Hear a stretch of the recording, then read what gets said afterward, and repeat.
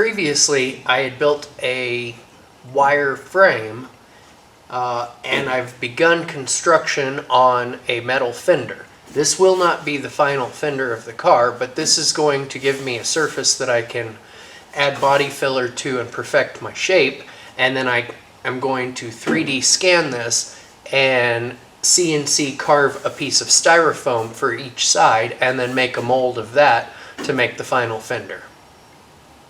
So watch me shape some metal. I marked out my shape using measurements from the car, and I will use the nibbler to cut out the metal.